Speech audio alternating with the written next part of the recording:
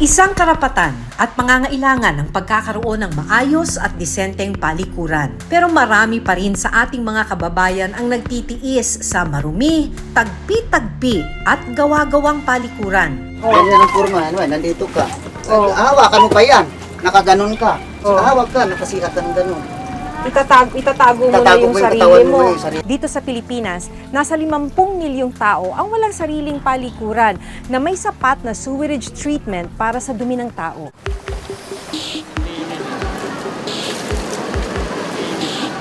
Ang kwento ni Aling Bebe, gumagamit sila ng arinola, parang plastic yan na container. Yun ang palikuran, doon na sila dumudumi, doon na rin umiihi. Saan po kayo pupwesto? Dito po. Yung bahay kasi na to, nasa ilalim na ng tulay, mababa yung, yung ceiling. Tapos pag nandun ka, talagang maririnig mo yung mga sasakyan at saka yung mga truck na dumaraan. Ang iba, kanya-kanyang diskarte na lang para matugunan ang tawag ng kalikasan.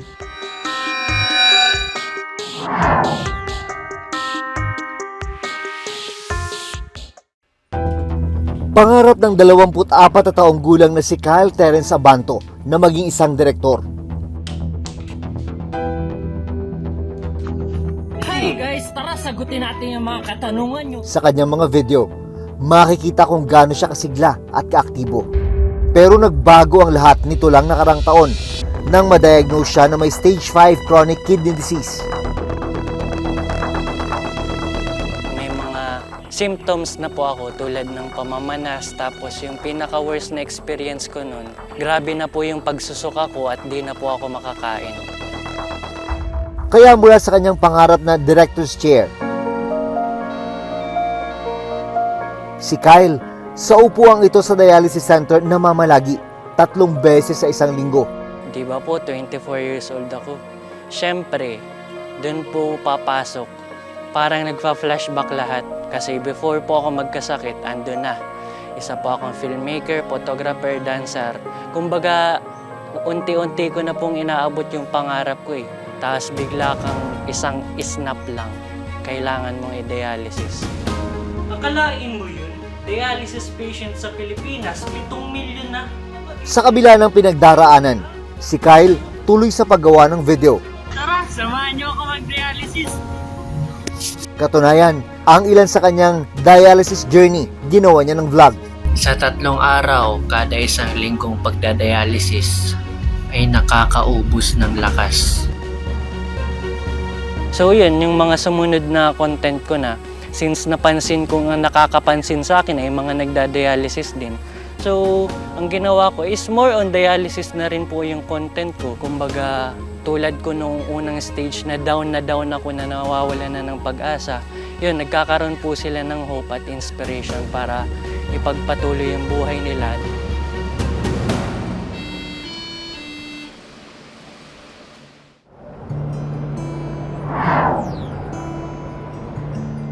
Sa komunidad na ito, dito sa Islang Puting Bato, lahat ng mga residente walang sariling banyo, maliban na lang dun sa mga makeshift na palikuran. Dito nga sa kalsadang ito, minsan makikita mo yung dumi ng tao, may mga naliligo na rin dito sa mismong kalsada o kaya naglalaba.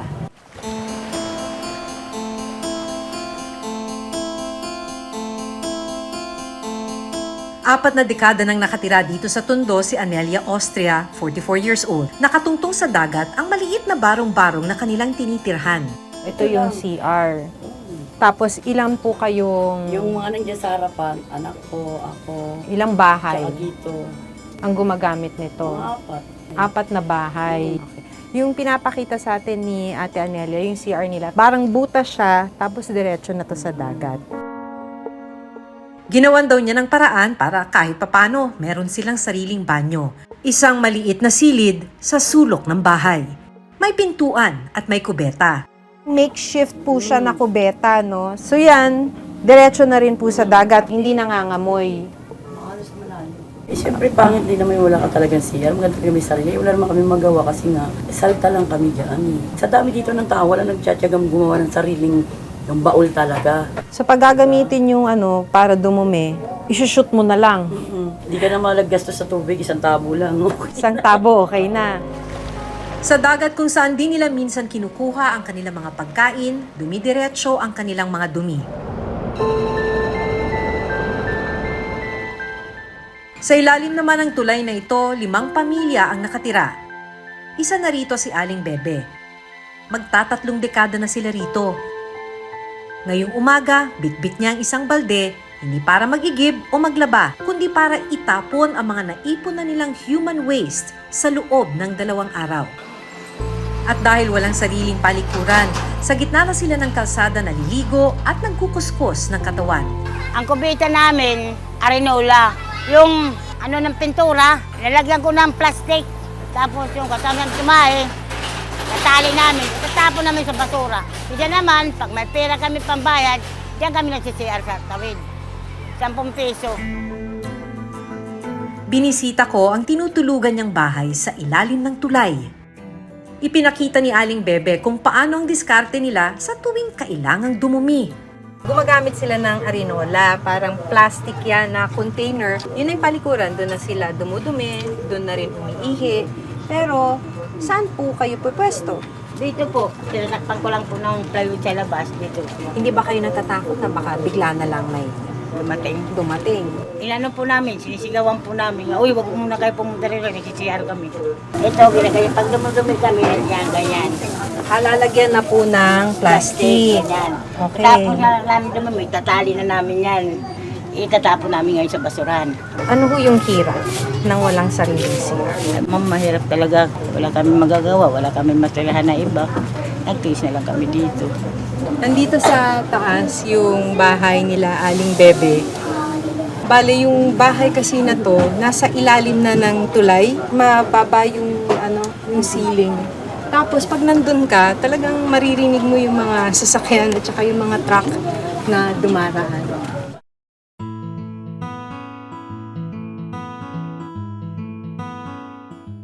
Para magkaroon ng pagkakakitaan, nagtitinda si Aling Bebe sa isang kariton.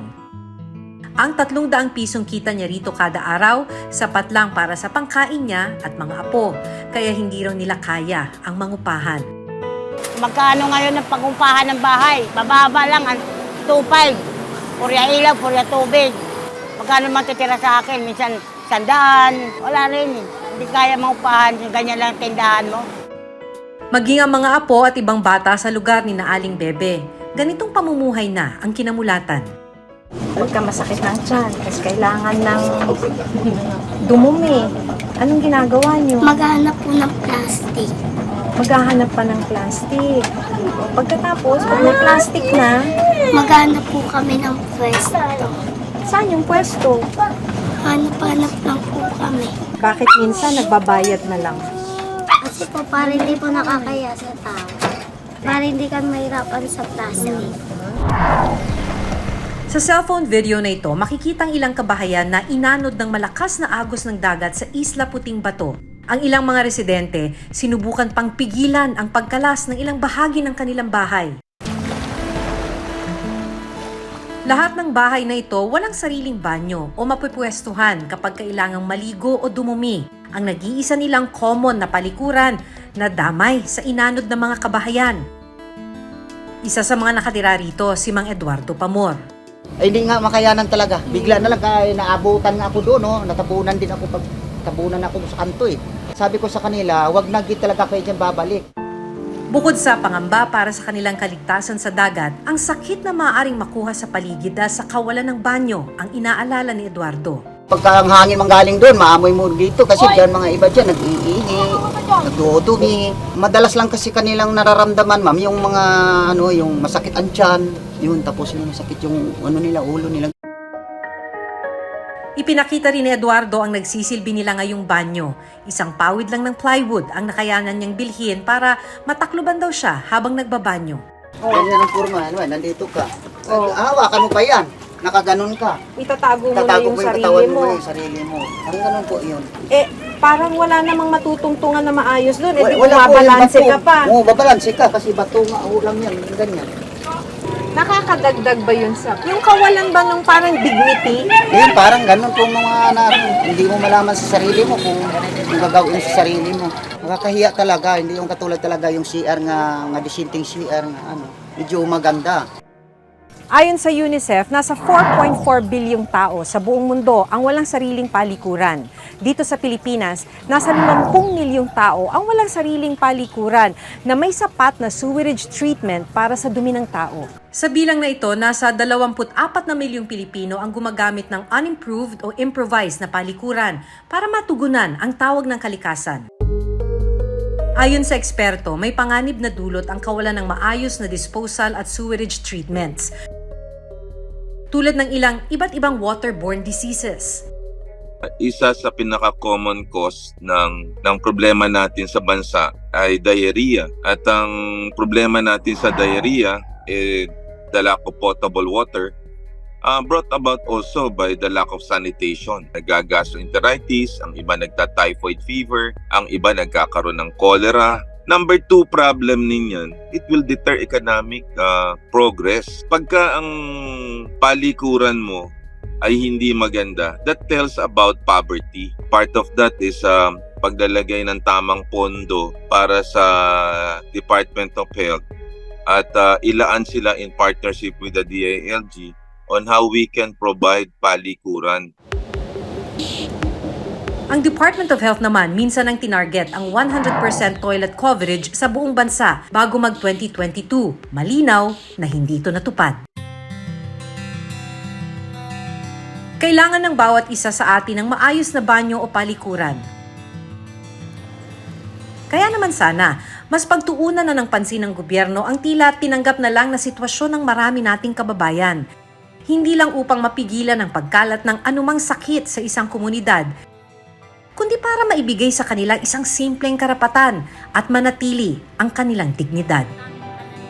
Ako si Maki Pulido at ito ang Reporter's Notebook.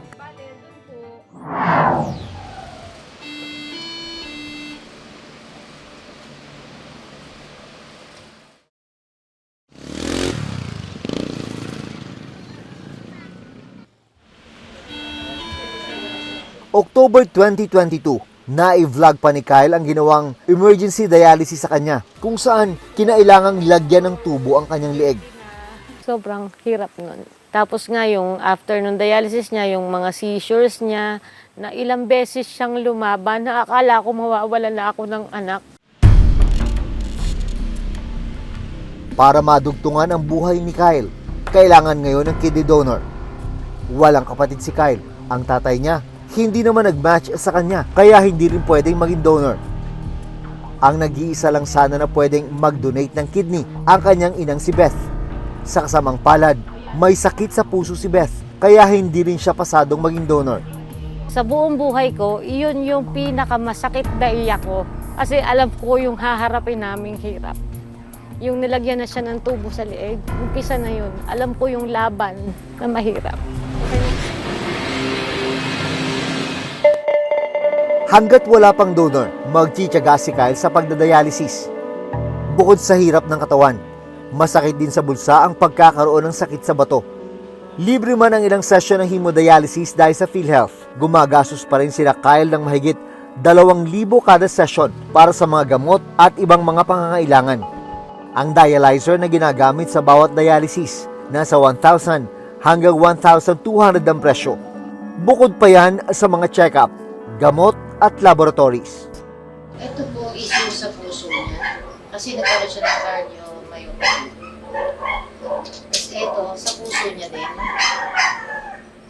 Tapos ito is phosphorus binder para hindi siya ma-phosphorus sa katawan. Kasi hindi na kayang i-filter ng kidneys. Wala na nga sa kidneys. So ito, Nebivolol para sa blood pressure niya. Ito, vitamin B para sa veins niya. May narinig nga po akong kasabihan sa pagdadialysis, walang mahirap, walang mayaman. Papahirapin ka ng pagdadialysis. Napakagastos po. Siguro po ngayon, di ko na po nakukompute. Maintenance niya in 1 month is around 35,000. Mabuti na lang daw at mayroong mga kaanak na tumutulong sa mag-ina sa gastusin. Hindi po ako makapag-work kasi hindi naman po siya pwedeng iwan basta-basta. Tulong-tulong na lang po ang pamilya at mga kaibigan. Dahil sa dumadaming kaso ng chronic kidney disease sa Pilipinas, itinaas ng PhilHealth ang benepisyo para sa mga pasyenteng may ganitong klase ng sakit. Sa mga nakalipas na taon, patuloy ang pagtaas sa mga nagkakaroon ng chronic kidney disease o CKD sa bansa. Ngayong taon, itinaas ang libreng hemodialysis session sa 156 mula sa dating 90 sessions kada taon. Pero ang problema, kulang na kulang naman ang mga accredited dialysis center lalo na sa Visayas at Mindanao. Meron po tayong 581 na accredited freestanding dialysis centers or clinics nationwide. Around 54% ay nasa Luzon at 21% ay nasa Metro Manila or NCR. All over the country, it's not sapat. There are areas na kulang pa rin. Some of the provinces, they have to travel mga 6 hours to go to a dialysis center. No? Pabalik pa. No? And you do that 3 times a week. Mahirap yun, no? Sa buong Visayas, meron lang 74 na PhilHealth accredited dialysis clinics. Sa Mindanao naman, meron lang 65 na clinic ang accredited ng PhilHealth.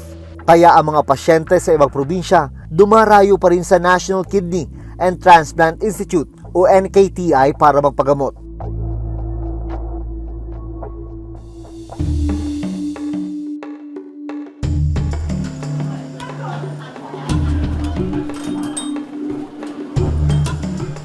Tulad ng 26 years old na si Shirley na mula sa probinsya ng Biliran. 2017, nang madiagnose si Shirley na may chronic kidney disease o CKD. Namanas ka saan? Sa legs? Dito sa paa lang. Sa paalan talaga? Oo, tapos nung First time mo ma-experience yun, na namanas kang gano'n? As in, manas na manas? Oo, yung talagang kapag igaganon mo, Lumulubog. mulubog, hindi bumabalik agad. Ang pa-test, yun nga, sabi ng mga nag-test doon, mga doctor doon na, sa isang clinic na chronic kidney disease daw. Mula Biliran, kailangang bumiyahe ni Shirley ng nasa 3 hanggang 4 na oras papuntang Ormoc at kung minsan sa Tacloban City sa tuwing magpapatingin sa doktor. Pupunta ka pa saan dapat para makapagpa-treatment?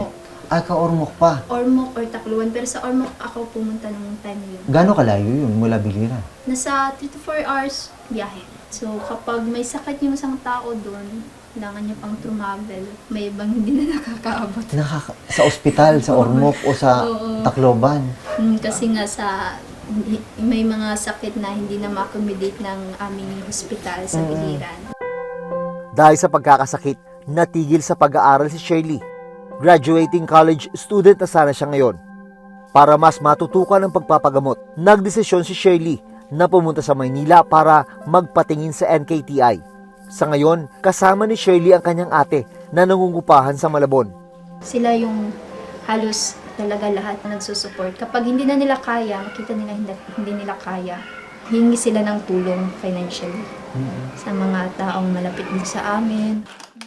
Peritoneal dialysis ang napili ni Shirley na klase ng dialysis. Ang peritoneal dialysis ay isang opsyon na binibigay sa pasyenteng may chronic kidney disease na ginagamitan ng PD solutions para i-filter ang dugo at ang solusyon nito ay dinadaan sa lining ng tiyan natin na tinatawag na peritoneum. Ito po ay maaaring gawin sa bahay lang. Merong isang tao na tumutulong nung bago pa lang kami dito, kailangan ko magpa-emergency. Dialysis patient din siya. Tapos ganito na type ng dialysis. Then, siya nag-recommend sa amin. So, Shirley, dito nakasalala yung buhay mo? No? Kasi pag na-miss mo to, itong ginagawa mo araw-araw. Wala akong intoxicated na nasusuka ako, nahihilo.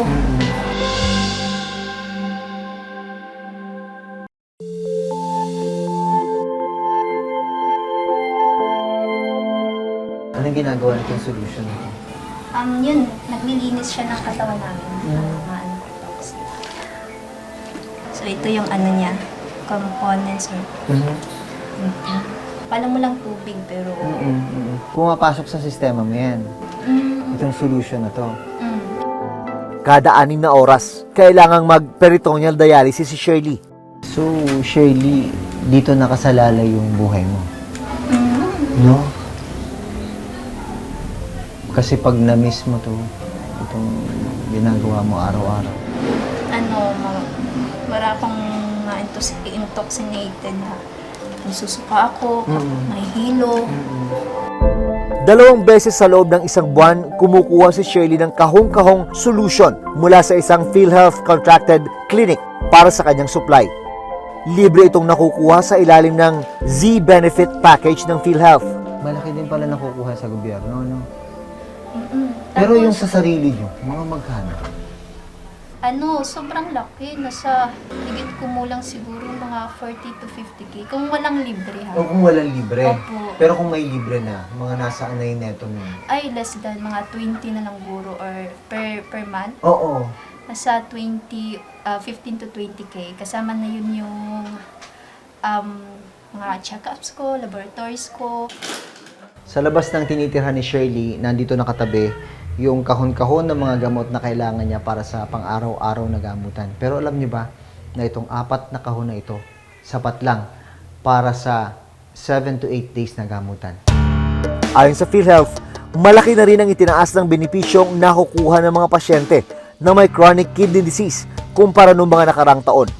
Isa ang hemodialysis sa may pinakamataas na insurance claims mula sa budget ng PhilHealth. For the year 2022, ang PhilHealth po ay nagbayad ng 17.3 billion pesos for hemodialysis claims alone. Pero para sa isang sakit na lifetime ang gamutan, problema pa rin ang access ng publiko sa benepisyong medikal. In metropolitan areas, marami. We have a lot, and I think it's enough in major metropolitan areas. There are some areas na wala talagang dialysis. Baka konti lang doon, kaya hindi profitable. But humanitarian reason, it is still good.